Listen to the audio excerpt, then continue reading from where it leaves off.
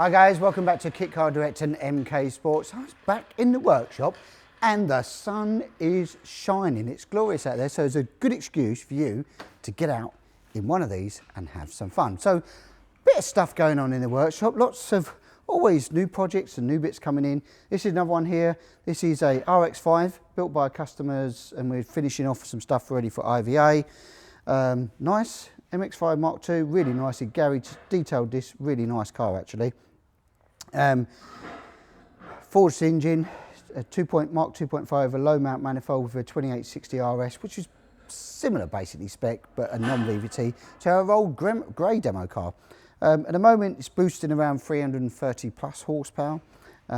He's got to wind it up a bit more than that, but he can do that as he builds up time and performance with the car. Really nicely detailed in here, all the planning. We've got this off because we're just doing some final bits of wiring for him for the electronic hand. It's got electronic handbrake on it, doing some final bits of wiring under here on the Logitech, because it's got all this Logitech by Simtech, no fuse board so to speak on it. It's got all of this PDM and stuff that's going on.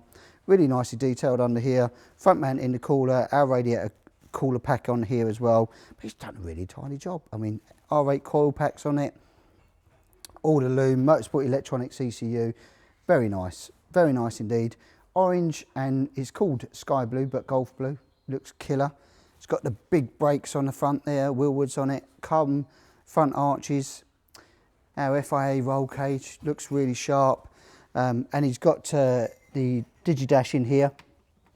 It's not powered up at the moment because we've disconnected it to doing the handbrake, but this is in here. It's like a very nice Digidash in there, all of that, all the freewheel that's on there, and as you see, no handbrakes on electronic handbrake on this as well. So nicely done, and it's got our light pack on the back. As you can see, it's getting ready for IVA test as well. So that car, we've done all the emissions on it as well, and that's all been mapped in now, so that's done. We've just got a few other bits.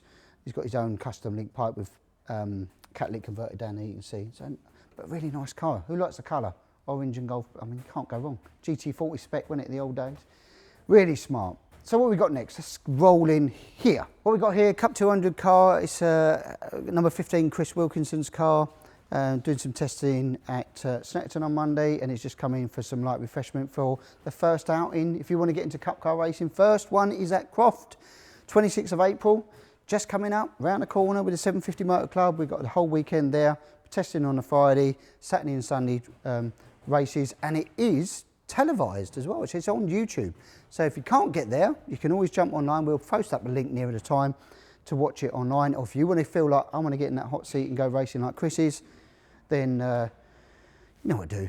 Hook us up, phone call, email, come and see us at the factory when we go through it. But yeah, cup car, this is cup car number 1 that was done. So things have moved on since then.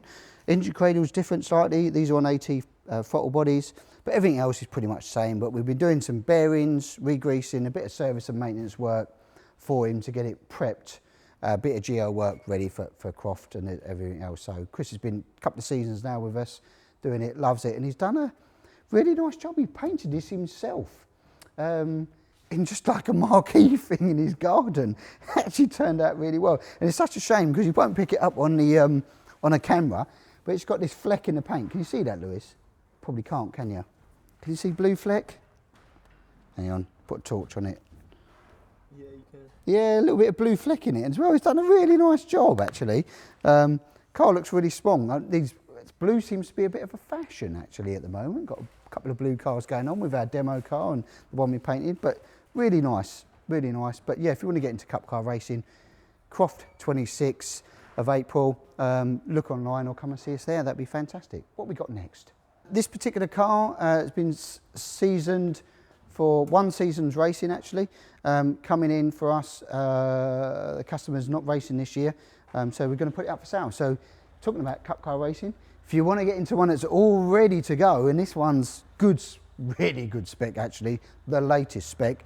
It has, as you can see, the engine cradle is different. It's drive-by-wire, so it's got the angle throttle bodies with RLM. It's got full flat shift up and down. It's got the aim dash. It's got the same standard brake system we run, which is a wheel with 4 pots all round, the FIA cage, steering column. No seats in it because it's a race car. We do a bag seat, or we can put a seat in it as well. it was all set up for the camera system if you want to go later on. The aim system has got a nice racing mirror in there and stock, but it's got this set of wheels and tyres with it as well. I think it's got one more set of wheels and tyres to go with it as well. But yeah, if you're looking to get Cup K racing, you think, that's a bit of me, I want to get into it, I don't want to wait, I want instant gratification. This car is, well, we're just going through the workshop now, bit of prep on it, so we're just going to go through it. This raced in the Burkitt 6-hour endurance race as well, which we won our class. This was one of the 4 cars that ran on the event.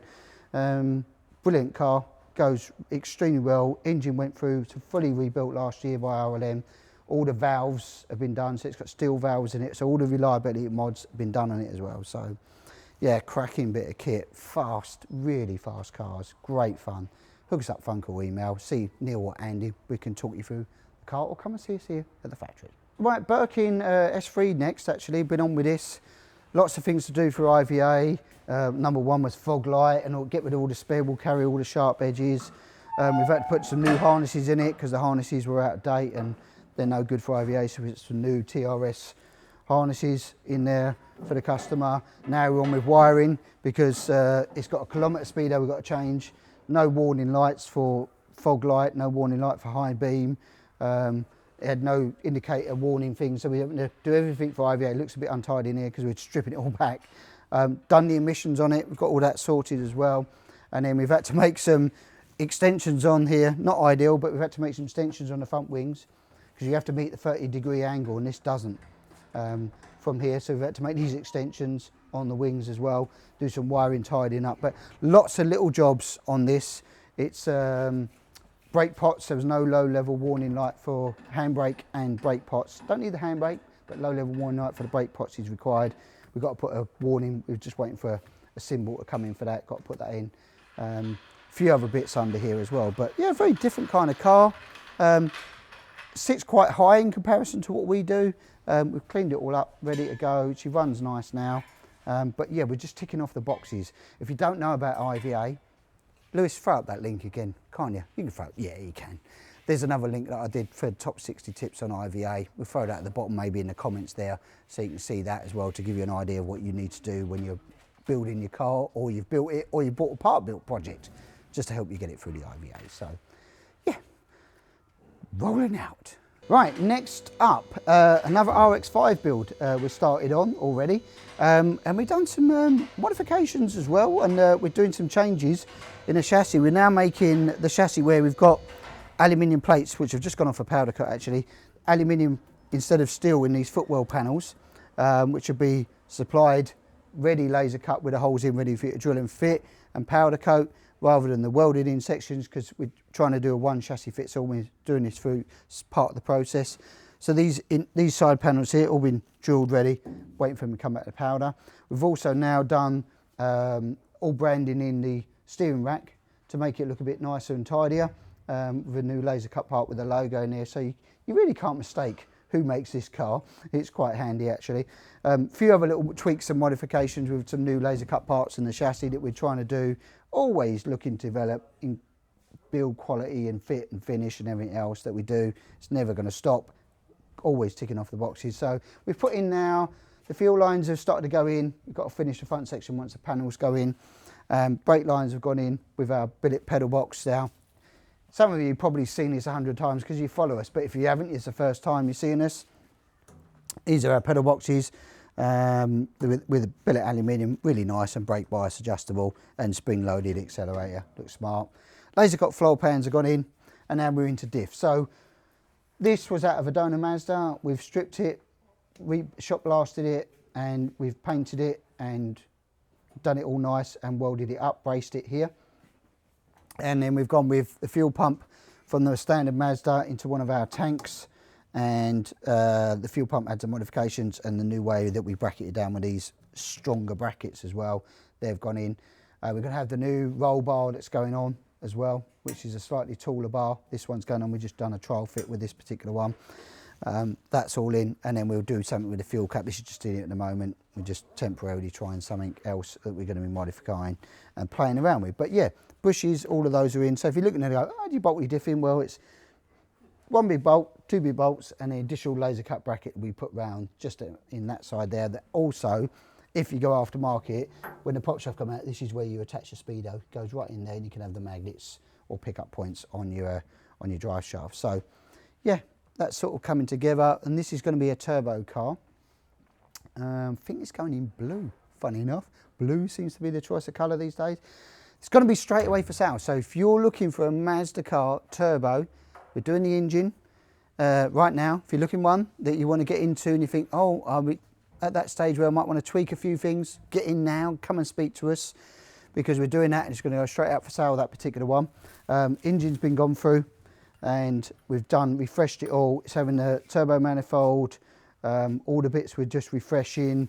It's having new seals, new everything else. Compression test on this engine was brilliant, but we have gone through it, making everything all nice and clean. Shiny, just waiting for the sump, which we're doing just to put on now. That's being modified as we speak to do the lowered version on it all as well. So yeah, don't take much, just a little bit of titivating, cleaning, detailing, checking, gaskets, new cam belt, new water pumps, everything's gone through on it.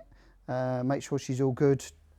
So yeah, valve stem, oil seals, all of the little bits, you know, the stuff to refresh an engine to make it as good as we can. And we'll put a TD04 turbo and it'll be around 230 horsepower, somewhere around there. So this particular car will be up for sale. If you want to know about it, or you want to come down and see it at this stage and you think, how much, what do you want to spend, where you want to be, but you want a turbo car, there's some tweaks we can do at the moment.